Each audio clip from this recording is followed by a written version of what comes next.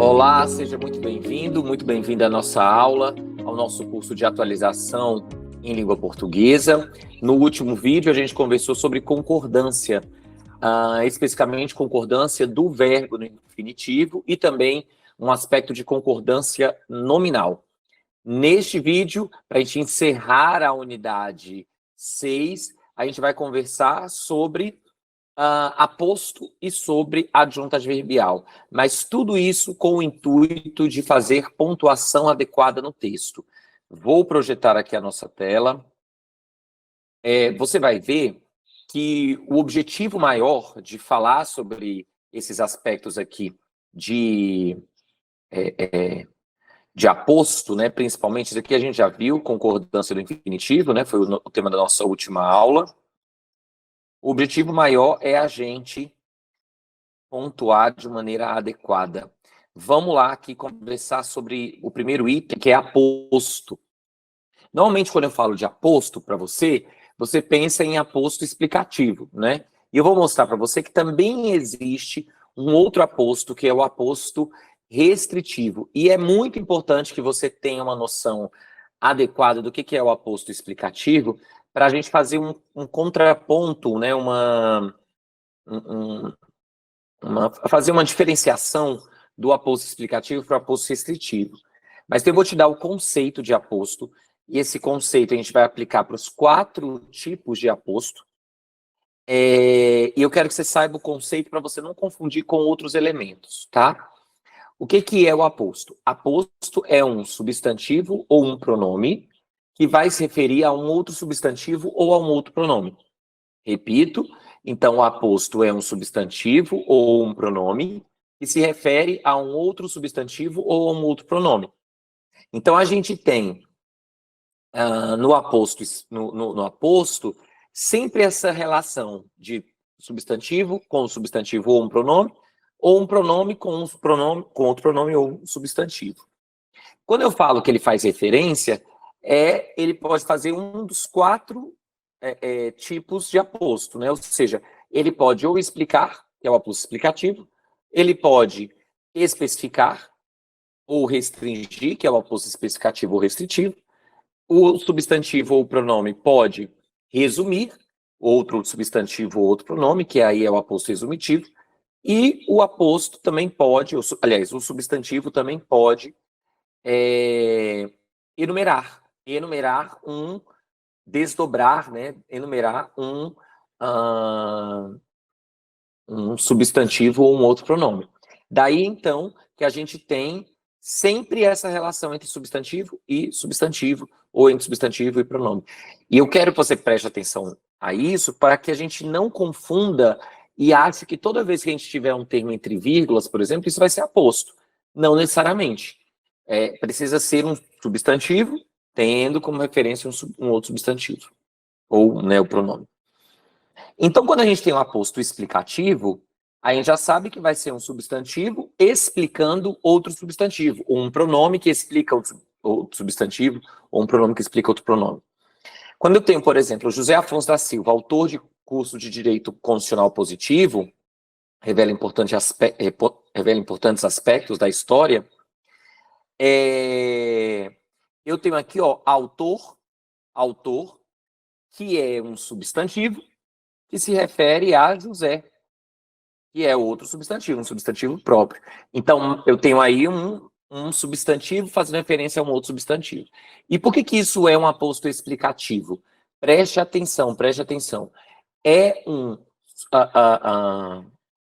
aposto explicativo porque há a ideia de equivalência. Eu quero que você tenha isso muito claro. Eu tenho, então, aqui uma ideia de equivalência.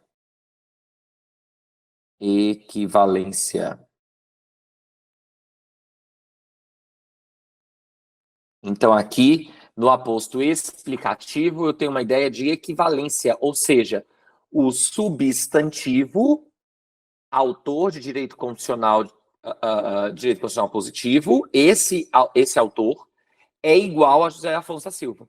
Não existe outro. O autor do curso de Direito Constitucional Positivo é obrigatoriamente quem? José Afonso da Silva. Então, a ideia de equivalência. Sempre que na língua portuguesa a gente tiver essa noção de equivalência, você saiba que a gente vai poder usar vírgulas. Na verdade, pode não, a gente precisa usar vírgulas. Então, eu estou dizendo que José Afonso da Silva equivale a autor de curso de Direito Constitucional Positivo. Então, são ideias equivalentes, são termos equivalentes. Consequentemente, a gente precisa usar vírgulas ou travessões ou parênteses. Então, aqui, eu posso usar as vírgulas, como eu usei, posso usar os parênteses ou posso usar os travessões. Tudo bem, tudo para mostrar o quê? A ideia de equivalência. Olha aqui esse outro exemplo. A Câmara dos Deputados, Casa do Povo, é responsável por receber projeto de lei. Veja, Casa do Povo, casa é substantivo, que se refere à Câmara, outro substantivo. Então, eu tenho aí uma noção de quê? De um substantivo fazendo referência a um outro substantivo. E por que é aposto explicativo? Porque Casa do Povo, obrigatoriamente, é quem? Câmara dos Deputados. Não existe outra Casa do Povo. Casa do Povo é a Câmara dos Deputados. Então, quando eu tenho essa noção de equivalência, Câmara dos Deputados é igual à Casa do Povo é igual à Câmara dos Deputados, eu tenho aí, então, um aposto explicativo. Certo? Daí, então, que as vírgulas são obrigatórias, ou os travessões, ou os parênteses, ok? Veja, só para ser coerente com o que a gente viu em clareza, né? Perceba que Casa do Povo aí é uma intercalação. Consegue perceber? É uma intercalação. Então, a gente poderia pensar aí também naquele quesito de intercalação. Eu estou separando o sujeito do verbo. Então, para eu construir isso, eu preciso fazer sempre ou intercalação, ou não faço essa construção, mas precisa ser algo intercalado. Deixa eu colocar aqui no celular no modo silencioso, porque senão eu ia apitar aqui no meio da nossa aula. Aí, agora, eu quero que você saiba sobre o aposto especificativo. O aposto especificativo, então, vai ser um substantivo ou um pronome que vai fazer uma referência, melhor, né, que vai especificar, que vai restringir um outro substantivo. Então, no aposto especificativo ou no aposto restritivo, o aposto restritivo ou especificativo, a gente tem, então, um substantivo ou um pronome que restringe outro substantivo. E aí, aqui, eu quero que você perceba que, normalmente, o aposto especificativo, ele significa que ele é o nome do nome. Anote esse conceito aí, nome do nome. O que é o nome do nome?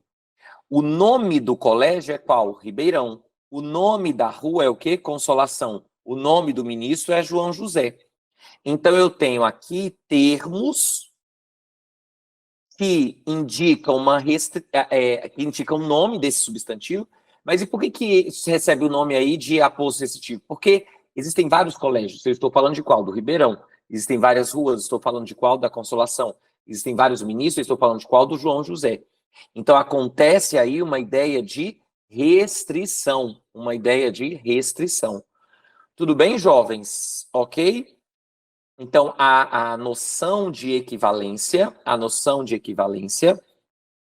não acontece aqui. Não há noção de equivalência.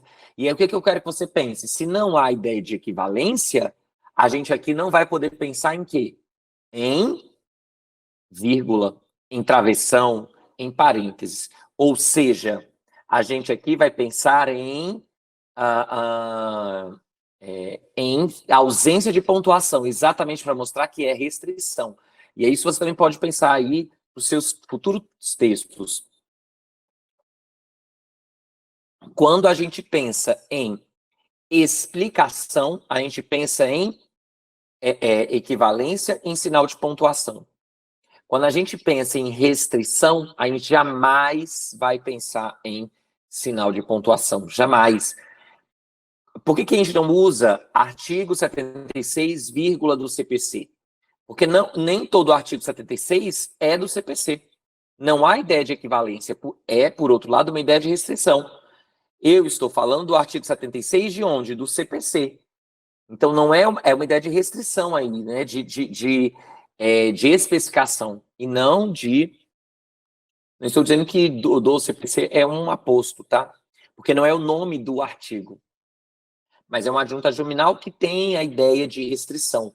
O que eu quero que você tenha muito claro aí nos seus textos é que toda vez que eu tenho ideia de explicação, eu tenho a noção de pontuar. Quando eu não tenho essa ideia de equivalência, de explicação, eu vou utilizar um texto sem pontuação. Aí eu quero que você olhe para esses dois exemplos aqui, olha aqui. O ex-presidente Fernando Henrique é favorável à marcha, o presidente do STF, Luiz com Z, Fux, discursou no seminário. O que eu quero que você perceba? Fernando Henrique é o nome do ex-presidente. Luiz Fux é o nome do presidente do STF. Por que em um caso eu usei vírgulas e em outro não usei vírgulas? É o seguinte, quando eu penso em aposto explicativo, eu estou pensando em quê? Em equivalência. Presidente, ex-presidente é igual a Fernando Henrique, ou seja, todo ex-presidente se equivale, é igual a Fernando Henrique? Não. Existem outros ex-presidentes. Agora, quando eu falo presidente do STF, obrigatoriamente, presidente do STF equivale, é igual a Luiz Fux. Então, no segundo caso, eu tenho um aposto que explicativo. Por quê? É o nome do ex-presidente, perdão, é o nome do presidente do STF, mas além disso, só existe um único presidente do STF, a noção de explicação. Por outro lado, quando eu tenho ex-presidente Fernando Henrique, aí eu não tenho essa noção de equivalência, é uma restrição. Por isso que aqui é um aposto restritivo. Restritivo. Ou seja, Fernando Henrique é um dos ex-presidentes. Certo? Tudo bem, minha gente? Muito bem, muito bem. Olha aqui, ó, como essa ideia de equivalência, de restrição, ainda precisa ter essa noção aqui, né? É aprimorada. O réu Feliciano Barbosa ficou insatisfeito com a sentença. O réu Feliciano Barbosa ficou insatisfeito. Perceba que, quando eu falo aqui o réu Feliciano Barbosa, eu quero que você perceba que só existe um único réu. Quem é esse único réu? O Feliciano Barbosa. O réu é igual a Feliciano Barbosa. O réu é igual a Feliciano Barbosa. E aí eu estou dizendo que neste meu processo, no processo que eu estou tratando, só existe um único réu. Quem é esse único réu? O Feliciano Barbosa. Eu estou aí no aposto explicativo. Não, Anderson, no meu processo existem vários réus. Eu quero especificar. Eu quero falar de qual réu específico eu estou tratando. Então, existe o réu João, o Pedro e o Feliciano. Eu estou falando do Feliciano. Foi o Feliciano que ficou insatisfeito. Então, agora eu estou diante do aposto restritivo. Não posso pensar em usar o quê? Vírgulas. Certo? Tudo bem? Então, aqui, sem vírgula e sem o sinal de pontuação. Aliás, sem vírgula, porque não há ideia de equivalência. Assim como aqui, ó. Quando a gente tem, nesta frase, o genitor, Luiz Fernandes, pediu que o Ministério Público agisse, qual é o sentido que eu quero mostrar para o meu leitor? Eu quero mostrar que, naquele caso, o genitor é único, só existe um único genitor. Quem é ele? Luiz Fernandes. A gente tem que tomar cuidado, porque às vezes, quando a gente está falando de determinados processos, pode haver mais de um pai, pode haver mais de uma mãe. E aí, então, a gente vai pensar em aposto restritivo, se houver mais de um pai, sem vírgulas. Se naquele meu processo só existe um pai, só existe uma mãe, aí eu vou usar o quê? Vírgulas. Eu vejo muitos casos, em que só há uma mãe, só há um pai, e as pessoas utilizam sem vírgula. E aí, se você utiliza sem vírgula, o nome, né, dessa mãe, o nome desse pai, você está mostrando para o seu leitor que há uma noção de restrição, que, ou seja, que haveria mais de um pai, mais de uma mãe, o que não faz sentido neste processo. Tudo bem? Aí o aposto restritivo, perdão, o aposto resumitivo é o quê? Vai ser um pronome ou um substantivo que vai fazer referência a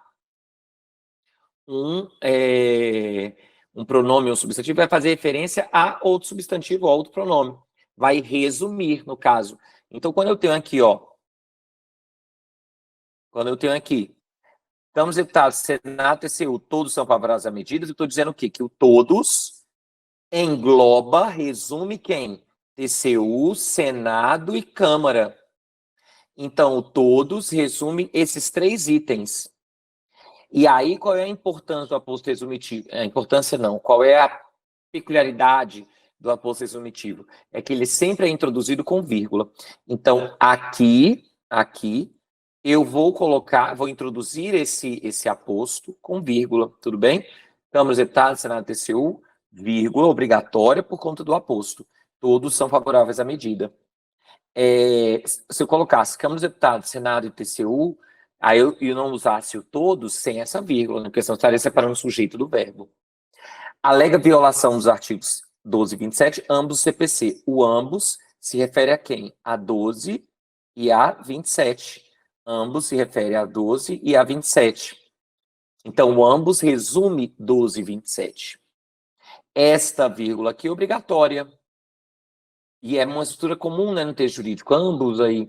Agora, 2 observações. Primeira, se não houvesse o ambos, não usaria vírgula ali, né? Ficaria artigos 12 e 27 do CPC sem vírgula. Segunda informação, ambos são só para 2 itens. Ambos é um pronome que se refere a 2 itens, obrigatoriamente, viu? Em nome de Jesus, viu? Aposto enumerativo. O enumerativo vai ser o quê? Um substantivo ou um pronome que vai se referir a um outro substantivo ou outro pronome. No caso, vai enumerar, vai desdobrar um outro substantivo ou outro pronome. Então, quando eu tenho aqui, ó, olhos, espelho, consciência, são necessários 3 elementos para o homem ver a si. Olhos, espelho e consciência. Então, olhos, espelho e consciência está se referindo a elementos. Então, eu tenho 3 palavras que estão desdobrando quais são esses elementos, né? Eles enumeram quais são esses elementos. Daí, então, que eu tenho aqui o aposto enumerativo. Para a questão de pontuação, eu nem vou falar muitos aspectos, porque você já sabe. Porque eu já falei para você o que acontece numa enumeração. Depois de 2 pontos, eu posso usar vírgula, como eu usei aí, ponto e vírgula entre os itens, ou ponto final, né, entre eles. Aí tem a questão da letra maiúscula e da letra minúscula. Tudo bem? Você se lembra? Sim? Muito bem. Agora eu quero falar para você rapidinho sobre orações adjetivas, porque a noção de explicação e a noção de restrição se mantém. A noção de explicação e de restrição se mantém. Logo depois que a gente falar aqui sobre essas orações adjetivas, a gente fala do adjunto adverbial. Vamos aqui na oração adjetiva. O que eu quero que você pense? Primeiro, a gente vai conversar, deixa eu ver se vai ser no próximo vídeo. Não, vai ser daqui 2 vídeos. Na verdade, vai ter um próximo vídeo, que eu vou falar sobre regência. Aí no outro vídeo, lá na unidade 8, a gente vai conversar sobre... No outro vídeo, a gente vai conversar sobre pronomes relativos. Isso. Não, já no próximo vídeo, olha aqui, estava aqui. É que eu estou com o meu cronograma aberto aqui para saber direitinho qual é o momento que eu vou falar tudo para vocês. Mas já é no próximo vídeo. Então, no próximo vídeo, eu vou falar para vocês sobre pronomes relativos, vou te explicar tudo sobre pronomes relativos. Uma coisa que eu vou falar muito lá sobre pronomes relativos é o seguinte, que todo pronome relativo introduz oração adjetiva. Todo pronome relativo introduz oração adjetiva. E aí, quando a gente tem uma oração adjetiva, essa oração adjetiva, ela pode ser de 2 tipos, ou explicativa ou restritiva. Você já tem esse conhecimento, que quando é uma explicação, a gente vai usar vírgula, quando é restrição, a gente não usa vírgula, né? Não usa sinal de pontuação. Mas eu quero que você tenha em mente que esse pronome relativo, são 5 tipos de pronome relativo, mas eu quero agora focar principalmente no pronome que. E o que é uma característica do pronome que? Desse pronome que, pronome relativo que? É que ele vai fazer referência também a um substantivo. Por isso que é muito semelhante ao aposto. Então, eu tenho agora uma oração, que lá o aposto era só um substantivo ou um pronome. Aqui é uma oração explicativa. Então, é um termo que vai ter verbo. Ó, que é verbo. Então, eu tenho um pronome relativo que sempre, no caso um que vai se referir a um substantivo, habeas corpus, substantivo. Então, quando eu estiver escrevendo e eu perceber que eu tenho um que se refere a um substantivo, eu vou ficar atento. Por quê? Porque este que vai ser pronome relativo. E qual é a questão? O pronome relativo introduz oração adjetiva. E a oração pode ser explicativa ou restritiva. E a gente precisa saber diferenciá-la para pontuar adequadamente. Na oração adjetiva, eu tenho noção de quê? De equivalência, semelhante ao aposto explicativo. O habeas corpus, que é a ação constitucional para garantir o direito de ir e vir, pode ser impetrado por qualquer um. O que eu estou dizendo para você? Ação constitucional para garantir o direito de ir e vir equivale, é igual a quem? Habeas corpus. Ou seja, se há noção de equivalência, eu vou usar o quê? Vírgulas. Eu vou usar vírgulas. Tudo bem? Então, o habeas corpus, que é a ação constitucional, aí eu estou introduzindo uma oração adjetiva explicativa. Então, a gente viu a oração explicativa, e aí a oração restritiva vai ser, então, a noção de que eu preciso restringir esse substantivo. Eu preciso restringir esse substantivo. Então, quando eu tenho aqui, a matéria que trata de tema constitucional deve ser analisada pelo STF, quero primeiro que você perceba o que se refere a um substantivo. O que se refere a um substantivo.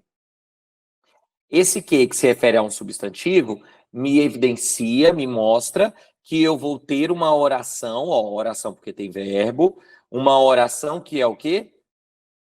É adjetiva. Uma oração adjetiva. E aí eu tenho de analisar o aspecto semântico, o sentido, para verificar se eu tenho uma oração explicativa ou uma oração restritiva.